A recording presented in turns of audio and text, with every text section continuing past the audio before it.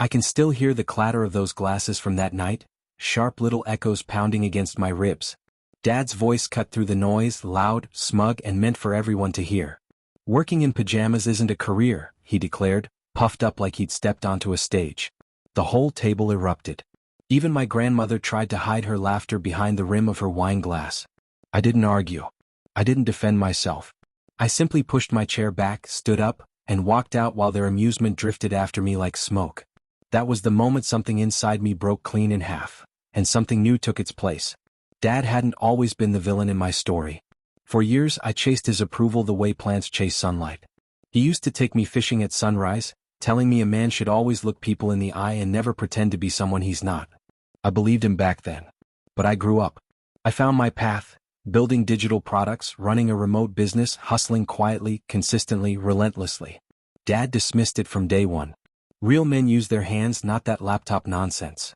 At first it annoyed me. Then it drained me. But that night, when he mocked me in front of everyone, it didn't feel like irritation anymore. It felt like betrayal, clean, sharp, intentional. Looking back, the signs were there. The way his jaw tightened when I mentioned new clients. The sarcastic, "Congratulations," he'd mumble whenever I hit a milestone. The smirk he wore anytime someone asked how my business was doing. 2 days after that dinner, I finally understood why. My uncle called. Dad's construction company, his pride, his identity, was sinking fast. Delayed projects. Loans he couldn't cover. A reputation slipping through his fingers while he pretended everything was fine. Suddenly, his mockery made perfect sense. He wasn't laughing at me. He was drowning. And I was the closest thing to a life raft he could kick. I didn't feel anger when I hung up. I didn't feel pity. I just felt clarity. For the first time, I saw him not as my father, but as a man trapped by his own pride. I didn't start planning out of revenge. Not at first. It came from a lesson he used to drill into me on those early fishing trips. Watch the water. Move only when it's time. So I moved quietly, precisely. I studied the industry. Bought a slice of his company's debt from a lender who wanted out. Secured a supplier contract he depended on, using my company's name so he wouldn't see it coming. No threats. No speeches. Just strategy executed with surgical calm. Every step tightened the net. Not to crush him, but to force accountability. By the end of the second week, I held more leverage over his company than he did. He had no idea. Then came the knock on my door. Soft.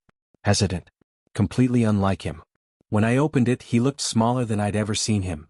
Unshaven, wrinkled shirt, eyes filled with exhaustion. "Can we talk?" he said. I let him in. He walked through my living room like it was unfamiliar land, which it was. He'd never visited before. "I'm in trouble," he finally admitted. He told me about the loans, the collapsing projects, the contracts someone mysterious had bought out from under him. His voice cracked once. He swallowed it quickly.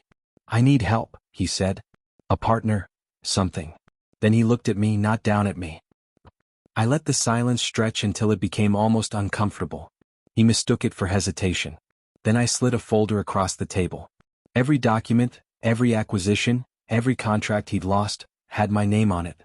His face drained of color, not out of anger but recognition. "You?" he whispered. I nodded. "This is what pajamas built." He sank into the couch, hands shaking. Years of bravado collapsed in a single moment. "I'm not here to destroy you," I told him. "But I won't save the version of you who mocked me. If you want help, you face the truth." He didn't speak for a long time. But eventually he signed the partnership agreement.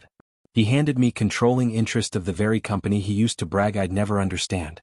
That was months ago. The business is stable now, leaner, smarter, rebuilt from the inside. Dad still works there, but now he reports to me.